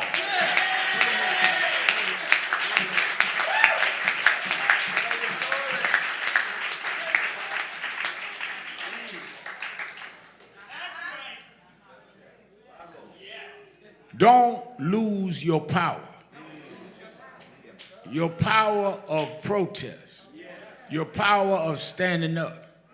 The only time that you lose is when you lose your identity of who you are and how you got there. Story I was reading in one of my readings this week about Samson. Samson, strongest man in the world. Nobody could beat Samson.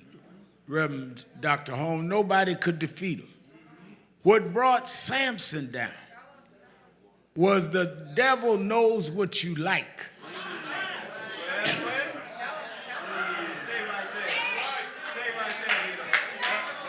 Devil ain't gonna send nobody or nothing that you don't like. Devil know your tastes. Devil know your weaknesses.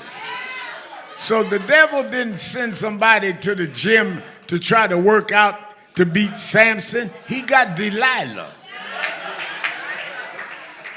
Because he knew that Delilah would catch Samson's eye. And she went in 2 or 3 times saying, what is your strength? His strength came from his hair. And her job was, the Philistines had sent her to find out what was his secret. And I come to tell you this morning, they've been trying to find out our secret. Our secret is our taking our numbers and standing up in the way. Our secret is our faith. And they'll try to get us deviated and tempted to other things. But we cannot be tempted. Delilah ended up finding out Samson's secret.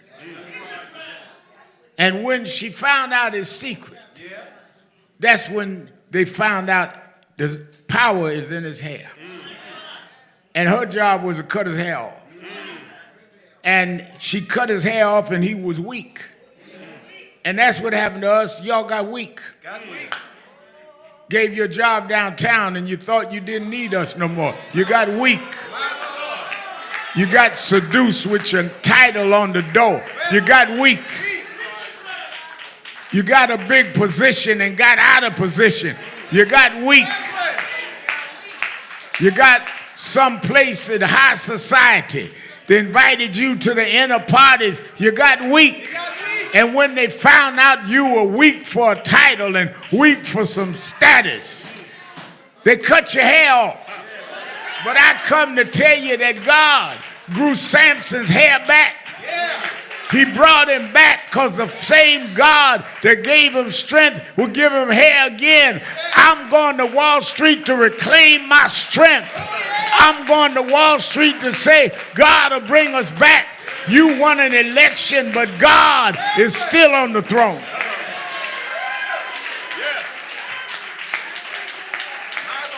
What's the song?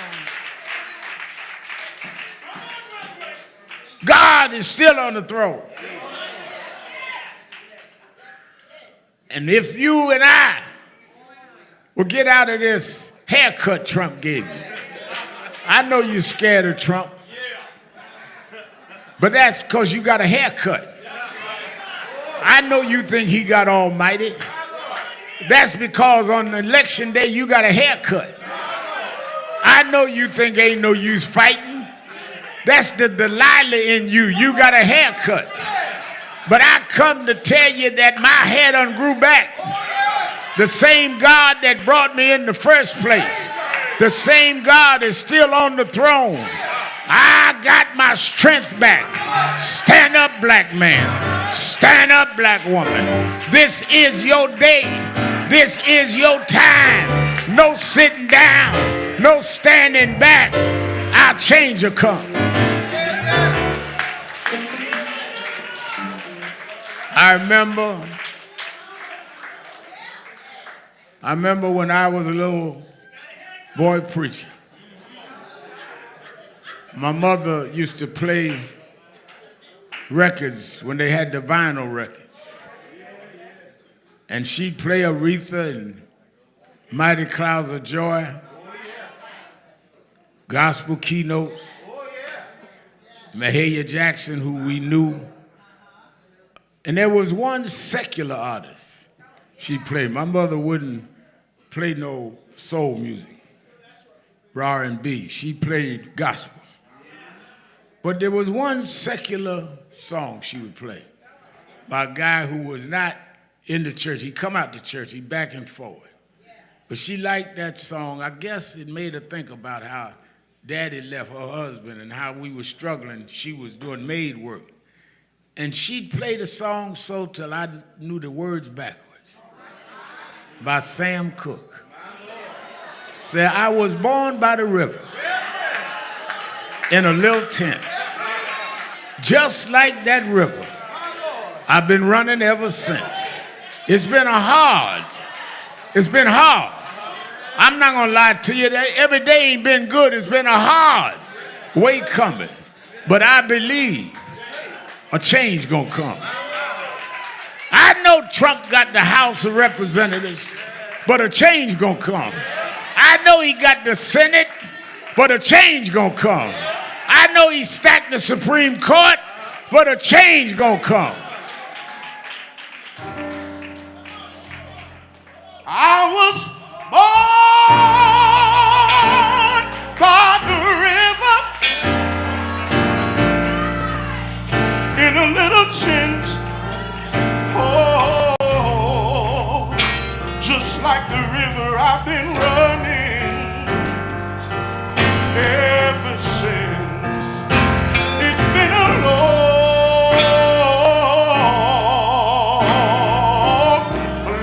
time coming, but I know change is gonna come. Oh, yes it will. It's been too hard living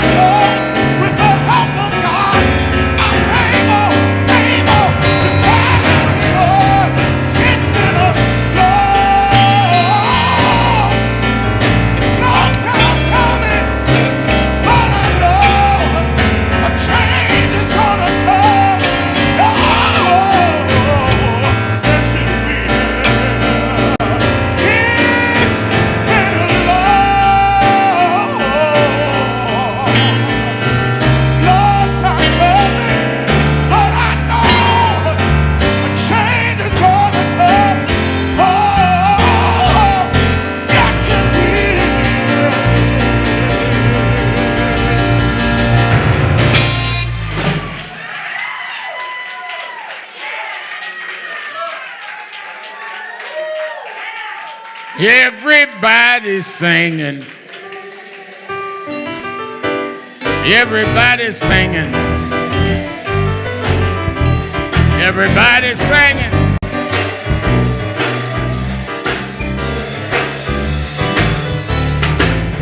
Everybody's singing. Everybody's singing. Everybody's singing. Yeah. I'm opening the doors of the movement. There may be someone here today that hears the rally on radio or watches us on television but never became a member of National Action Network. Well, this is your day to be a member of this organization. Put your name on the roll. And I'm inviting you to come down straight to me and let us sign you up this morning to the National Action Network. Come on. Everybody's singing. Come on.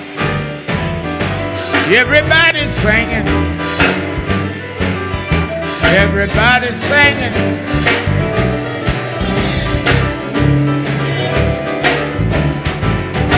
Everybody's singing. Everybody's singing. Everybody's singing.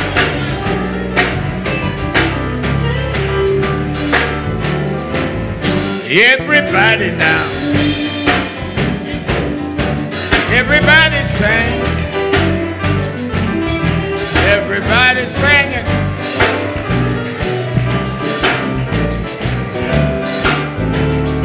One last time, y'all. One last time, y'all. One last time, y'all. Yeah. All right, all right. Wait a minute, we got one more.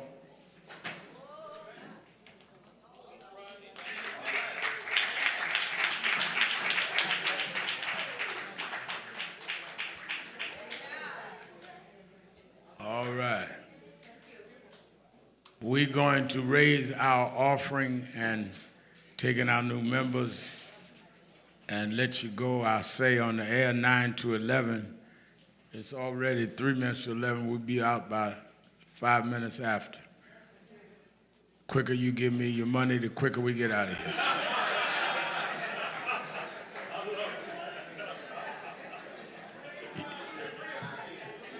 Now you know how much you was gonna give before you left home. So I want you to go to the other pocket that you wasn't gonna give and say, you know what, I'm not gonna play the movement cheap. I'm gonna give like I say I am. I never understood these $1,000 activists with $5 at the offering. Want so much and give so little.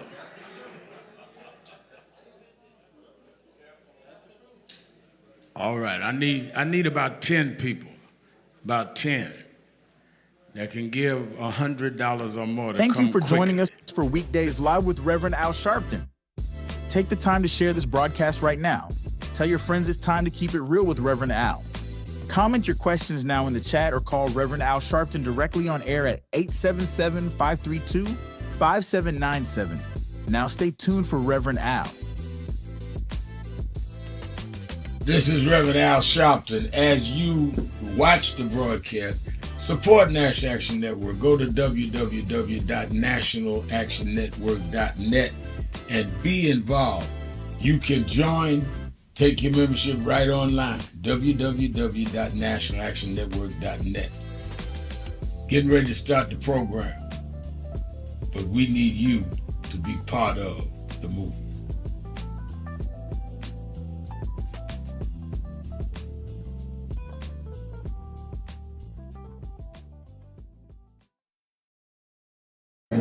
Of reference. 400 years later, it's time to do some assessing where we came from. While Alabama, Georgia, and South Carolina, and Mississippi take the hits, the real trade market for commerce and cotton was New York. the Port of New York. As a matter of fact, Joe, the first state to end slavery was Vermont. It was all the way up the coast. The big shipbuilders became rich off of our enslavement. Say our people are not slaves, they are our ancestors. They may be slaves to the person, but they are our ancestors, they are our foreparents. The money is made off of the commodity. We were the commodity in the commodity exchange. And they would import Africans, they export cotton and tobacco. And they built the whole economic system around Wall Street. Africans, because they feared the Indians would attack the Dutch, built a wall on Wall Street. That's what they named it Wall Street. It's the Africans, with logs and trees, they built a wall around Wall Street to keep the Indians from attacking the Dutch. So Wall Street was named after us.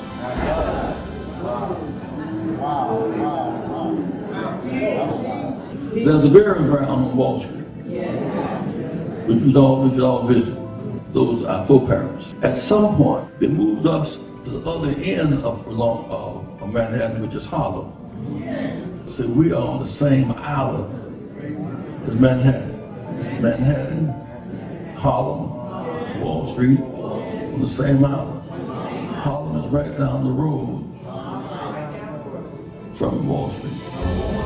That's interesting that most of our leaders, who all get different cases, never quite got to march on Wall Street. That was Reverend Jesse Jackson speaking at National Action Network's House of Justice in 2020, saying that we'd ignored dramatizing, putting the spotlight on the economic inequalities, the economic issues of this country by never having marched on Wall Street en masse. Well, on August 28th, 5 years later, we're going to do just that. Because with this big, beautiful bill, which is a big, ugly bill that cuts Medicaid and SNAP, with the ending of diversity, equity, and inclusion programs and initiatives in the private sector, which gives blacks and others jobs, contracts for businesses, making sure we make the C-suite based on our merit and not excluded because we didn't have the family background in a given place, whether it be academic or business. The people that benefited from that are the ones on Wall Street that deal with the stock markets, that deal with the Dow Jones, that deal with making trade off of the decisions of those that supported the Trump initiatives in this area. So we are not this year going to Washington on the anniversary of the March on Washington.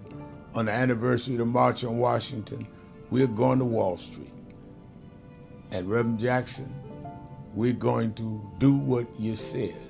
Thousands of us are going to nonviolently but firmly come and say that the dream cannot be deferred by tax cuts for the rich and cutting those out that need food assistance, that need support with health care and other economic policies that have choked the middle class and the poor. August 28, 2025, go to www.nationalactionnetwork.net, get the details. Meet us 10 a.m. at the African Burial Ground and be ready to march. Buses are coming from all over the country. Go to that website or call 1-877-626-4651. No justice, no peace.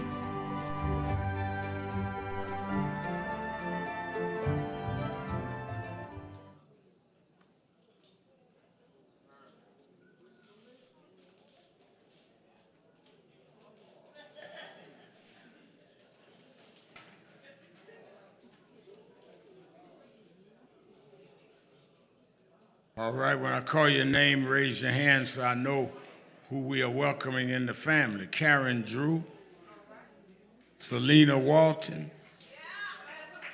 Lindsay Kovnak, okay. Michael Mims, and Reverend Dr. Sherilyn Womble. All right. I need a preacher up in here. Thank you all for coming forward and being willing to join this justice family. We don't want you just join, but be involved. Be here on Saturdays when you can. They'll give you orientation. Standing behind you is Bill Griffin, who's the president of our chapter. They'll give you orientation on what committees we have, but you may have an idea we haven't thought of and form a committee around you. I want you to take this as your organization. You're now a member of our family, and we take that seriously. Turn and face the audience and welcome them. Welcome them. Welcome them to the National Action Network. Give them a big hand. Give them a big hand. All right. All right. All right. We getting ready to let you go. If all minds are clear, or if your mind, like Tony, is foggy, will you stand? Everybody stand.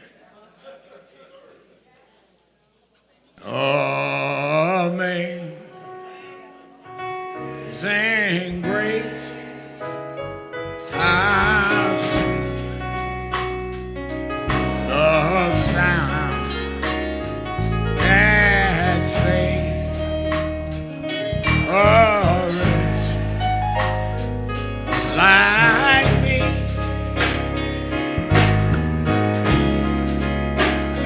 I once was lost, but now I'm found. Was blind, but now. Repeat after me. We're an African people, robbed of our homeland, robbed of our names, our language, our self-respect. But we shall rise, never to fall again. Up, you mighty race. We can accomplish what we will. No justice, no peace. No justice, no peace. No justice, no peace. Shake hands with the one next to you. Shake my hand before you leave.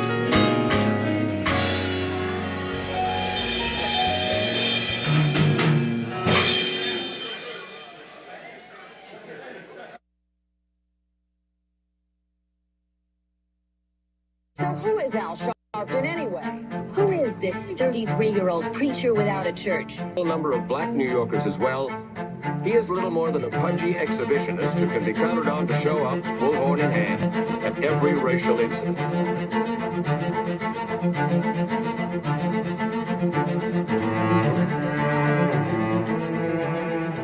I often quote Mark Twain saying, the two most important moments in life is the moment you are born and the moment you find out why you were born. I had a very troubling conversation the other day that prompted me to do this little video. Young man that I've known a while came to me and he was crushed. I mean, really crushed, because people were criticizing his work. He's in the ministry, but he's also an actor. And he said he couldn't understand why people were jumping all over, criticizing him, trying to find scandalous and derogatory things about him.